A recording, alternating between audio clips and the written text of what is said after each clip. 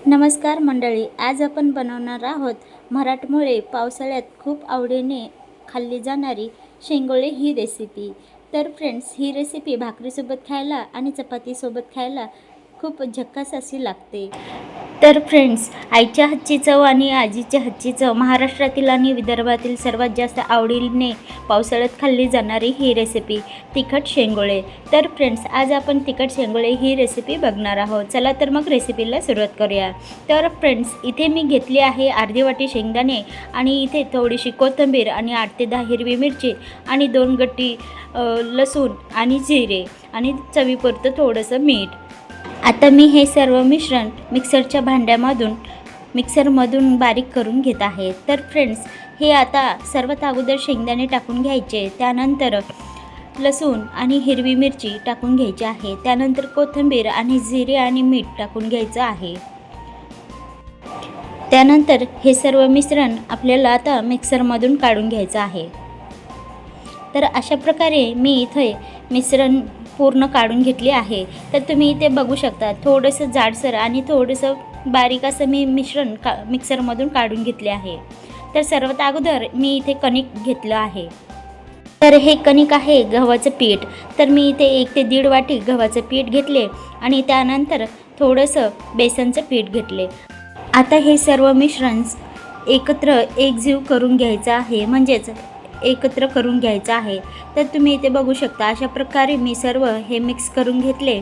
त्यानंतर जे आपण मिक्सरमधून काढलेला मसाला आहे तो आता ह्या पिठामध्ये टाकून घ्यायचा आहे आणि काही मसाला अर्धा शिल्लक ठेवायचा आणि अर्धा ह्या पिठामध्ये टाकून हे सर्व पीठ छान असं मिक्स करून घ्यायचं आहे। त्यानंतर थोडं थोडं पाणी करून पीठ घट्ट असं मळून घ्या। अशा प्रकारे आता मी पीठ मळून घेते आणि त्यामध्ये थोडीशी हळदी टाकून घ्यायची आहे, जेणेकरून आपल्या शेंगोळ्याला छान असा कलर येईल। तर तुम्ही इथे बघू शकता, मी छान असं घट्ट असं पीठ मळून घेतले आहे। तर अशाच प्रकारे घट्ट असं पीठ मळून घ्या। त्यानंतर मी फोडणीसाठी इथे काही शेंगदाणे घेतले आहे आणि हे शेंगदाणे आपल्याला फोडणीमध्ये काही सवते शेंगदाणे टाकायचे आहेत। तर मी इथे फोडणीसाठी थोडीशी कोथिंबीर, तर मी इथे थोडंसं पीठ घेतले आहे, जे की आपण जेव्हा शेंगोळे बनवतो तेव्हा हाताला लावण्यासाठी पीठ पाहिजे, त्यासाठी मी इथे थोडंसं पीठ घेतले आहे।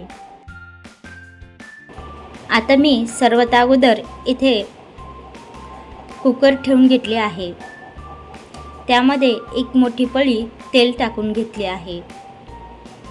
तुम्ही इथे अंदाजे छोटे 2 पळी तेल टाकू शकता। तर मी इथे थोडंसं तेल गरम झाल्यानंतर इथे जिरे टाकून घेतले आहे। त्यानंतर मी इथे स्वच्छ धुतलेली आणि चिरून घेतलेली कोथिंबीर टाकली आहे। त्यानंतर कोथिंबीर आणि जिरे छान असं परतून घ्यायचं आहे। त्यानंतर चिरलेला लसूण थोडासा मी इथे टाकून घेतलेला आहे।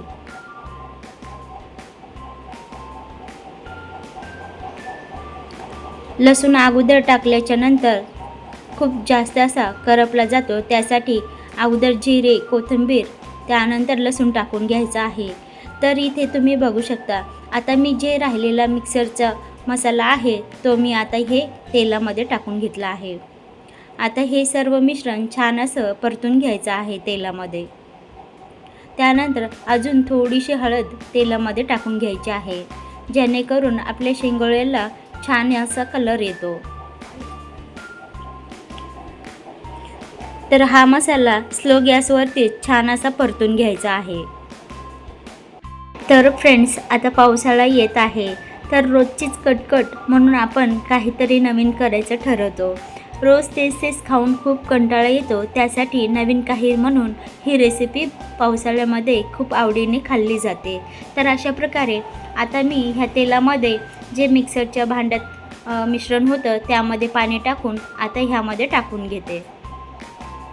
पाणी हे थोडंसं शेंगोळ्यासाठी जास्तच असलं पाहिजे। तर मी इथे 5 ते 6 ग्लास पाणी टाकून घेत आहे, कारण थोडंसं पाणी जास्त असेल तर शेंगोळे आपले सुटसुटीत छान असे शिजले जातात आणि थोडासा रसा आपल्याला खाण्यासाठी आणि पिण्यासाठी शिल्लक राहतो।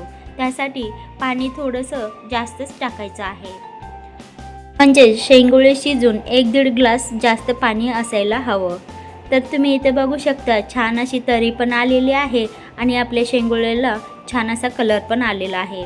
तर फ्रेंड्स, आता मी इथे मळवलेलं कणिक घेते आणि हाताला थोडंसं कोरडं पीठ लावून इथे छोटे छोटे गोळे करून आता मी हे शेंगोळे करून घेते.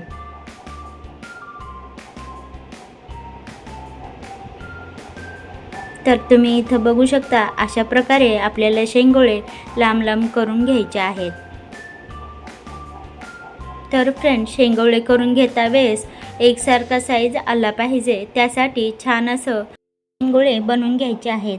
गोलाकार किंवा लांब आकाराचे शेंगोळे बनवून घ्यायचे आहे. बऱ्याच ठिकाणी गोल आकाराचे शेंगोळे केले जातात, तर बऱ्याच ठिकाणी काही ठिकाणी लांब शेंगोळे केले जातात. तर फ्रेंड्स, अशा प्रकारे मी लांब लांब शेंगोळे करून घेत आहे. तुम्ही हवं असल्यास गोलही करू शकता. अशा प्रकारे मी सर्व शेंगोळे करून घेत आहे. तर अशा प्रकारे मी सर्व शेंगोळे थोडंसं पीठ लावलं आणि त्यावरती थोडंसं पीठ टाकून, जेणेकरून शेंगोळे चिटकू नये म्हणून थोडंसं पीठ टाकून त्यावरती घेत आहे. त्यानंतर बाकीचे शेंगोळे आता मी वळून घेत आहे. तर फ्रेंड्स, काही आकार हातावरती छान असा येतो, म्हणून काही हातावरती आणि काही पोळीपाटावरती असे करून शेंगोळे सर्व मी करून घेतले आहे. तुम्ही बघू शकता आपल्या फोडणीला छान असा कलरसुद्धा आलेला आहे. आता बघा सगळ्यात महत्त्वाचा भाग. उकळत्या रस्स्यात आपले शेंगोळे हळूवारपणे सोडा, झाकण ठेवू नका आणि पहिले 4 मिनिट अजिबात हलवू नका. 10 ते 12 मिनिट मंद आचेवर शिजून द्या. शेंगोळे वर तरायला लागले की समजायचं शेंगोळे शिजले आहेत. मध्ये फक्त एकदाच हलक्या हाताने ढवळून बघा. त्यानंतर गॅस थोडासा 5 मिनिट वाढून छान असे शेंगोळे शिजून घ्या. मग त्यानंतर भरपूर अशी कोथिंबीर घाला आणि 5 मिनिट झाकून ठेवा, म्हणजे शेंगोळे रस्सा छान शोषून घेतात. तर फ्रेंड्स, तुम्ही इथे बघू शकता छान असे आपले शेंगोळे झालेले आहेत. तर मी शेंगोळे जेव्हा वळून घेत होते तेव्हा आपला गॅस हा स्लो प्रमाणामध्ये होता. त्यानंतर शेंगोळे सर्व टाकून घेतल्याच्या नंतर मी गॅस थोडासा 5 मिनिट थोडासा फुल केला आणि 5 मिनिट गॅसवरती छान असे शेंगोळे शिजून घेतले. त्यानंतर मी इथे भरपूर अशी कोथिंबीर टाकून घेतली आहे.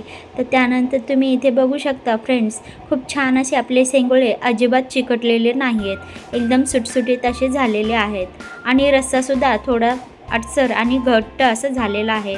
2 ते 3 मिनिट आपल्याला झाकून ठेवल्याच्या नंतर असे वाफेदार आपले शेंगोळे बनवून तयार झालेले आहेत.